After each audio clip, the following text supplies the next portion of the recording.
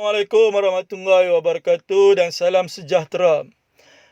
Hari ini kita akan belajar tingkatan 4 KSSM bab 2 Kebangkitan Nasionalisme. Di bawah tajuk kecilnya Perkembangan Nasionalisme iaitu perjuangan melalui persatuan. Sebelum cikgu nak mengajar, cikgu nak minta semua guru dan pelajar-pelajar untuk subscribe video cikgu ni agar cikgu boleh menambah lagi tajuk-tajuk yang lain. Okey, perkembangan nasionalisme boleh dilihat dalam 3 perkara. Yang pertama, perkembangan nasionalisme melalui perjuangan golongan intelektual. Yang kedua, perjuangan melalui penulisan. Dan yang ketiga, perjuangan melalui persatuan. Hari ini cikgu akan menyentuh dengan lebih lanjut lagi perkembangan nasionalisme melalui perjuangan persatuan. Okey, perjuangan melalui persatuan ni ada 4 persatuan utama yang akan kita pelajari. Yang pertama, Kesatuan Melayu Singapura ataupun KMS. Yang kedua, Persatuan Sahabat Pena ataupun PASPAM. Yang ketiga, Kesatuan Melayu Muda ataupun KMM. Dan yang keempat, Persatuan Masyarakat Cina dan India. Baiklah, kita lihat dulu. Yang pertama, Kesatuan Melayu Singapura. Kesatuan Melayu Singapura ni adalah persatuan yang paling awal wujud di tanah Melayu. Dia ditubuhkan oleh Muhammad Yunus Abdullah pada tahun 1926. Antara tujuan atau matlamatnya, yang pertama menggalakkan ahli bergerak aktif dalam pentadbiran. Yang kedua, memperjuangkan kepentingan orang Melayu dalam politik dan pendidikan. Dan yang ketiga, mementingkan pelajaran teknik dan pengajian tinggi. Yang paling penting sekali matlamat dia ada 2 yang utama. Yang pertama, memperjuangkan orang Melayu dalam politik. Dan yang kedua, memperjuangkan orang Melayu dalam pendidikan. Kalau dalam politik, menggalakkan orang Melayu terlibat dalam pentadbiran secara aktif. Kalau dalam pendidikan, menggalakkan pengajian teknik dan pengajian tinggi.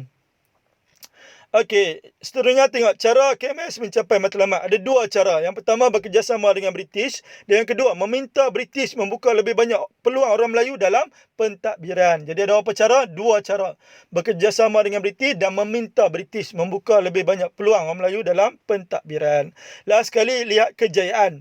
Kejayaan KMS adalah berjaya mendorong penubuhan persatuan Melayu di negeri-negeri yang lain. Yang pertama, Kesatuan Melayu Pahang, yang kedua Persatuan Melayu Singapura, dan yang ketiga Persatuan Melayu Negeri Sembilan. Jadi ada 4 perkara yang mesti ingat. Yang pertama, bila, when, iaitu tahun 1926. Yang kedua, why, sebab ataupun tujuan. Ada 2 tujuan. Yang pertama, paling penting sekali, memperjuangkan orang Melayu dalam politik, iaitu menggalakkan orang Melayu terlibat dalam pentadbiran. Dan yang kedua, pendidikan, iaitu membuka peluang dalam pengajian tinggi dan pendidikan teknik.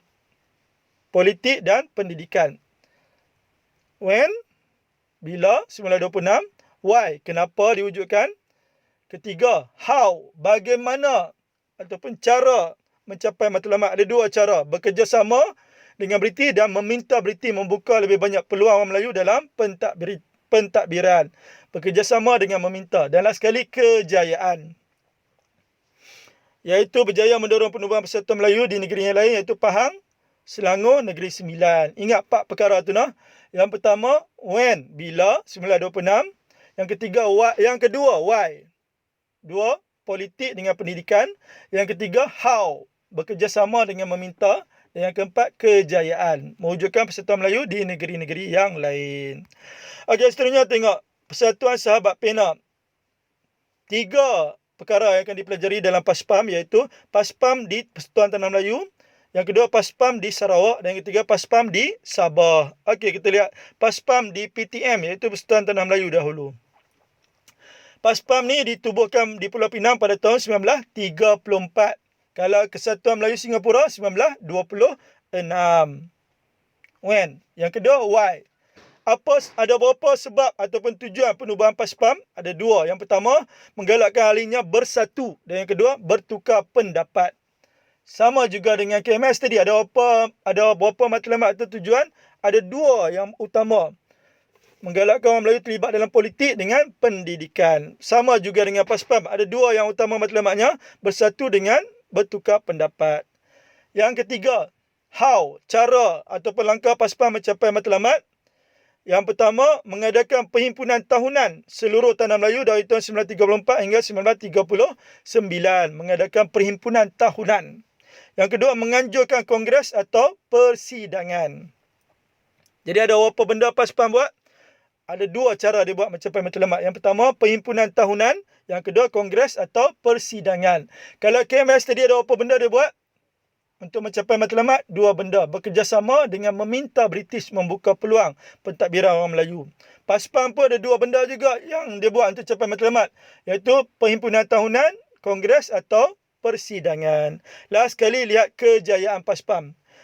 Kejayaan PASPAM ni adalah berjaya menghimpunkan wakil persatuan Melayu dari Brunei, Labuan dan Sarawak untuk mengutarakan isu kebangsaan. Dia berjaya menghimpunkan wakil persatuan Melayu dari serata negeri sampai ke Brunei, Labuan dan Sarawak.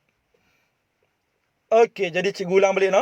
Untuk PASPAM dengan KMS ni beberapa perkara yang perlu ingat. Ada 4 perkara. Yang pertama, when, iaitu bila. KMS tahun bila? 1926. Kalau PASPAM tahun bila? 1934. Yang kedua, why? Kenapa? Kenapa dia diwujudkan? Ataupun tujuan diwujudkan. Kalau KMS, dua tujuan diwujudkan. Dua tujuan utama iaitu memperjuangkan orang Melayu dalam politik dan pendidikan. Kalau PASPAM, dua tujuan juga iaitu menggalakkan ahli bersatu dengan bertukar pendapat. When? Why? Yang ketiga, how? Bagaimana ataupun cara KMS dengan PASPAM mencapai matlamat? Kalau KMS dulu ada dua cara. Bekerjasama dengan meminta pada British membuka peluang pada orang Melayu dalam pentadbiran. Bekerjasama dengan meminta. Kalau PASPAM ada dua cara. Iaitu perhimpunan tahunan dengan kongres atau persidangan.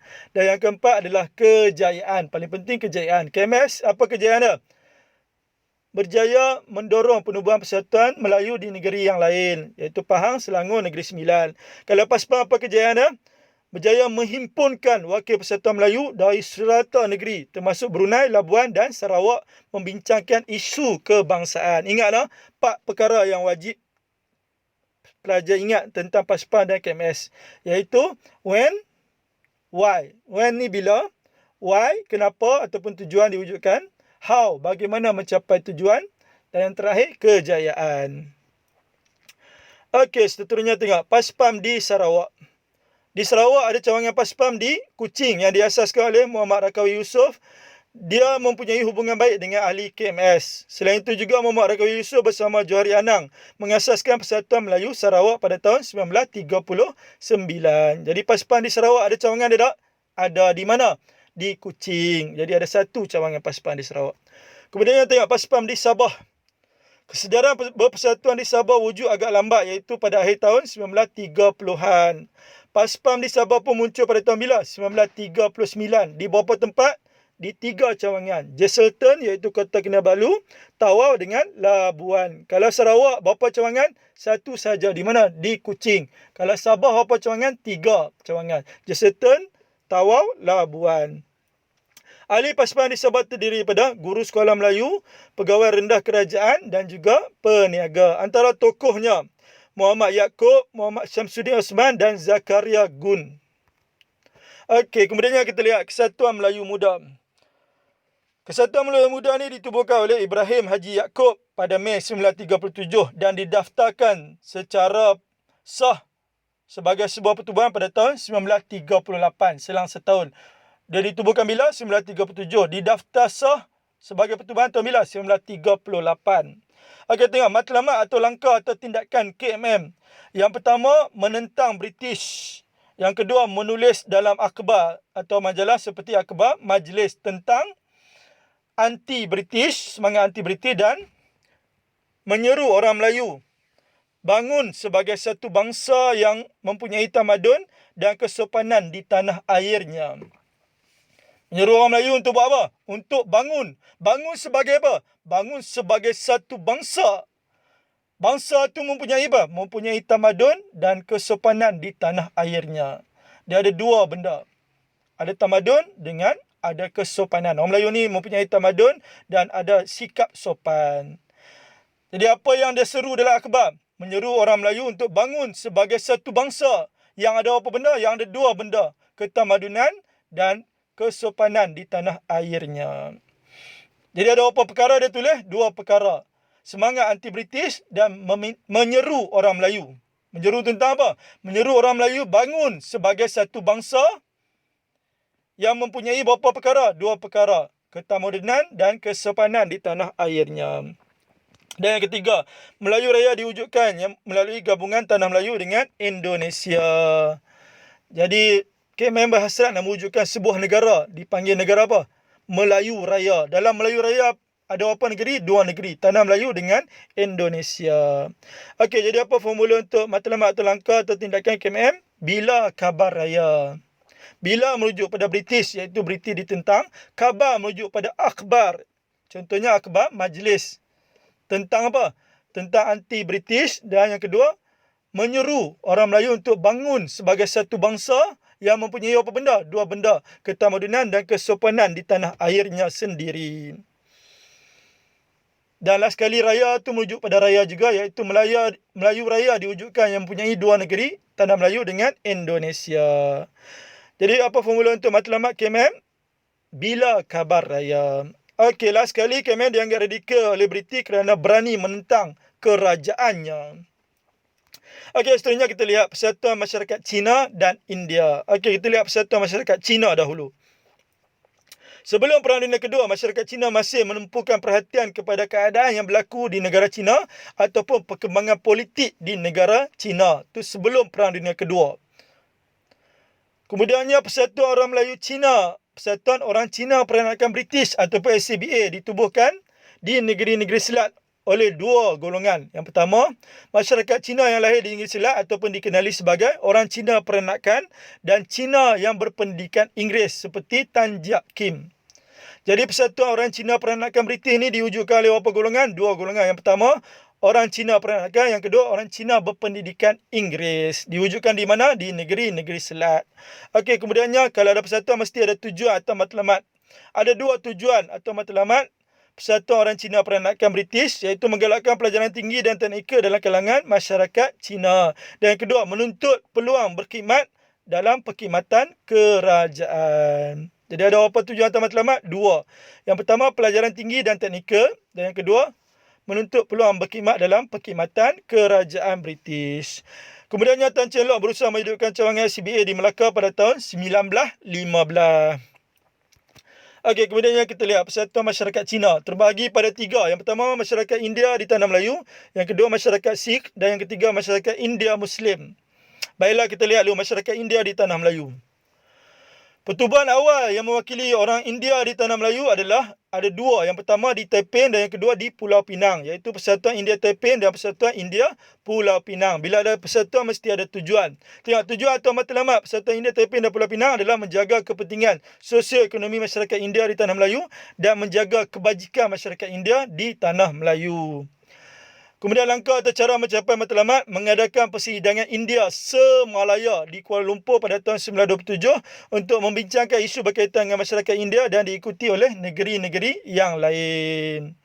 Ya, dua-dua persatuan ni, Persatuan India Taiping dan Pulau Pinang, cara mereka mencapai matlamat, mereka buat apa? Mengadakan persidangan India semalaya di Kuala Lumpur dahulu.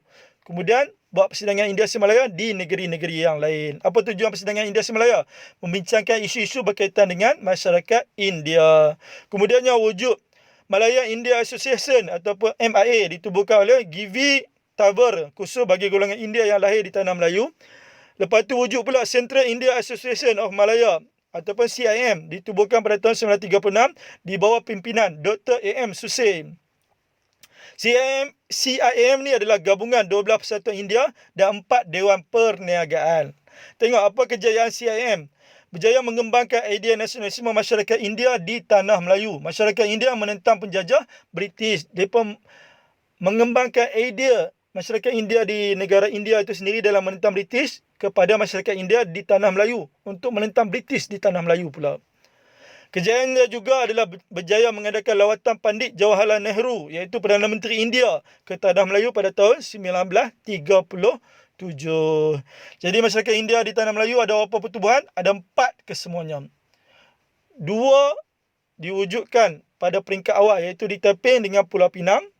Kemudiannya 2 pula diwujudkan, iaitu Malaya India Association MIA dan Central India Association of Malaya CIAM. Okey, seterusnya kita lihat masyarakat Sikh. Pada mulanya terlibat sebagai pasukan keselamatan. Ingatlah, Masyarakat Sikh masuk ke Tanah Melayu ni semua bekerja sebagai apa? Sebagai pasukan keselamatan membantu British. Dia semua mai Tanah Melayu kerja sebagai pasukan keselamatan. Jadi tempat mereka melakukan aktiviti sosial dan keagamaan ada 3 tempat. Yang pertama Barak Polis, yang kedua kuartus kerajaan dan yang ketiga Gurdwara. Dia punya formula tempat aktiviti sosial dan keagamaan Beku Guat. Beku merujuk pada ada 2 sebutan beku. Merujuk pada Barak persamaan pada huruf BE. Ku merujuk pada kuartus persamaan pada huruf KU di depan. Beku merujuk pada Barak dengan kuartus. Gat merujuk pada Gurdwara. Okey, jadi apa formula tempat aktiviti sosial dan keagamaan masyarakat Sikh? Beku, Gat. Barak Polis. Ku, kuartus kerajaan. Gat adalah Gurdwara. Gurdwara adalah tempat paling penting masyarakat Sikh mengembangkan kesedaran politik anti-British. Kemudiannya pertubuhan Khalsa Diwan Malaya ditubuhkan pada tahun 1902 di Taiping, Perak untuk menjaga kepentingan masyarakat Sikh. Jadi masyarakat Sikh ada persatuan tak? Ada, iaitu Khalsa Dewan Malaya. Dan sekali masyarakat India Muslim. Masyarakat India Muslim ni ramai yang terlibat dalam kegiatan perniagaan dan pentadbiran. Dia terlibat tak dalam persatuan? Tak, kurang. Contohnya Sir Hussein Hasanah Abdul Kadir yang merupakan ahli dalam Majlis Perundangan Negeri-Negeri Selat atau Strait Settlement Legislative Council. Jadi masyarakat India Muslim ni terlibat dalam persatuan tak? Tak, kurang. Dia terlibat dalam apa?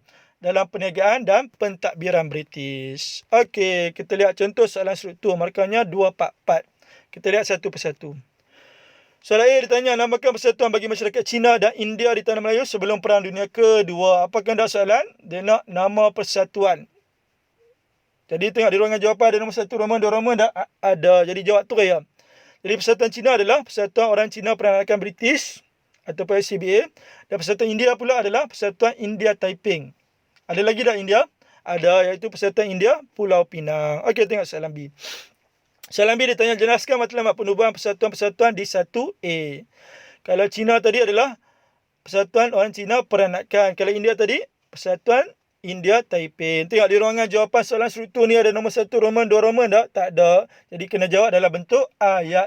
Setiap ayat wajib ada apa? Ada pembuka. Jadi pembuka ambil balik kat soalan. Matlamat penubuhan persatuan orang Cina peranakan British ialah menggalakkan pelajaran tinggi dan teknikal dalam kalangan masyarakat Cina.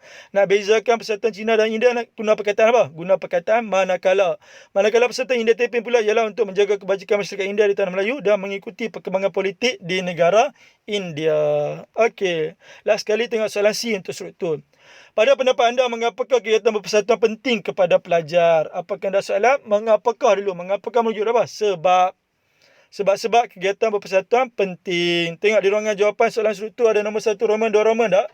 Tak ada. Jadi kena jawab dalam bentuk apa? Bentuk ayat. Setiap ayat wajib ada pembuka. Jadi ambil balik pembuka kat soalan. Sebab kegiatan berpersatuan penting kepada pelajar ialah dapat melatih pelajar menjadi ketua atau pemimpin. Titik. Penanda wacana apa cikgu ajak? Guna number. Jadi kedua koma. Memupuk semangat perpaduan. Titik. Lepas kedua, ketiga koma. Membentuk disiplin diri. Titik. Lepas ketiga, keempat. Menambah ilmu pengetahuan. Boleh lagi tak nak tambah jawapan lain? Boleh. Dalam sejarah digalakkan menjadi galak bagi jawapan lebih. Jadi lepas keempat, kelima. Pasal apa? Kegiatan persatuan penting. Kelima, menggalakkan ahli berkenal-kenalan. Keenam, tidak membuang masa. Okey, last sekali tengok contoh soalan esei. Markahnya 488. Okey, kita lihat satu persatu. Soalan A dahulu. Jelaskan matlamat penubuhan Kesatuan Melayu Muda dari tahun 1938 hingga 1945. Apa kehendak soalan? Matlamat penubuhan KMM. Ada formula tak? Ada. Apa formulanya? Bila Khabar Raya. Jadi pembuka bagi soalan esei ni, matlamat penubuhan Kesatuan Melayu Muda dari tahun 1938 hingga 1945 ialah menentang British. Bila tu British. Penanda wacana apa cikgu ajak? Guna number. Jadi kedua koma, menulis dalam akhbar atau majalah seperti akhbar majlis tentang perasaan anti-British dan menyeru orang Melayu bangun sebagai satu bangsa yang mempunyai tamadun dan kesopanan di tanah airnya. Lepas kedua, ketiga koma, mewujudkan Melayu Raya yang mempunyai tanah Melayu dan Indonesia. Okey, tengok soalan B. Okey, soalan B tanya, terangkan perkembangan persatuan berikut dalam perjuangan rasisme di tanah Melayu. 1 Roman, Kesatuan Melayu Singapura. Kesatuan Melayu Singapura ni wujud tahun bila? 1926. Ingatlah, Kesatuan Melayu Singapura dengan PASPAM. 4 perkara yang wajib kita ingat. Yang pertama apa? When, iaitu bila. KMS 1926. Yang kedua, why? Pasal apa dia diwujudkan? Ada 2 sebab. Yang ketiga, how? Bagaimana dia mencapai matlamat dan keempat, kejayaan. Jadi 4 perkara ya. Bila, kenapa, iaitu why, bagaimana, dan sekali kejayaan. Okey, jadi pembukaan untuk soalan ini, perkembangan kesatuan Melayu Singapura dalam perjuangan rasisme di tanah Melayu ialah ditubuhkan oleh Muhammad Yunus Abdullah pada tahun 1926. Penanda wacana apa cikgu ajak? Guna number. Jadi kedua, tujuan atau matlamatnya ialah menggalakkan ahli bergerak aktif dalam pentadbiran, memperjuangkan kepentingan orang Melayu dalam politik dan pendidikan serta mementingkan pelajaran tinggi dan pengajian tinggi untuk orang Melayu. Ada lagi tak? Ada lagi 2. Apa lagi 2? Selepas when, why, lepas tu how. Bagaimana dia mencapai matlamat? Ada 2 cara mencapai matlamat. Yang pertama, bekerjasama dengan British, dan yang kedua, meminta British membuka peluang kepada orang Melayu dalam pentadbiran. Dan last sekali, kejayaan. Apa kejayaan Kesatuan Melayu Singapura? Berjaya mendorong penubuhan Persatuan Melayu di negeri-negeri yang lain, iaitu Pahang, Selangor dengan Negeri Sembilan. Okey, kemudian tengok B2 Roman.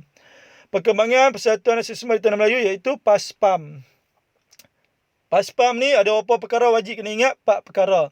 When, iaitu bila. Yang kedua, why, kenapa diwujudkan. Yang ketiga, how, bagaimana dia mencapai matlamat. Dan yang keempat, kejayaan. Okey, pembuka soalan ni, perkembangan Persatuan Sahabat Penang Melaya dalam perjuangan rasisme di Tanah Melayu ialah ditubuhkan di Pulau Pinang pada tahun 1934. Penanda wacana apa cikgu ajak? Guna number. Jadi kedua, koma. Tujuan atau matlamatnya ialah menggalakkan ahlinya bersatu dan bertukar-tukar pendapat. Lepas kedua. Ketiga, cara atau langkah PASPAM untuk mencapai matlamatnya dengan mengadakan perhimpunan tahunan Tanah Melayu daripada tahun 1934 hingga 1939 dan menganjurkan kongres atau persidangan. Dan last sekali, keempat, PASPAM berjaya menghimpunkan wakil Persatuan Melayu dari Brunei, Labuan dan Sarawak untuk mengutarakan isu kebangsaan di persidangan anjurannya. Okey, last sekali tengok soalan C. Andaikan anda menjadi pengerusi persatuan sejarah di sekolah anda, apakah usaha yang boleh anda lakukan bagi menjadikan persatuan tersebut sebuah persatuan yang paling berjaya di sekolah anda? Apakah anda soalan? Usaha menjadikan persatuan sebagai persatuan yang paling berjaya.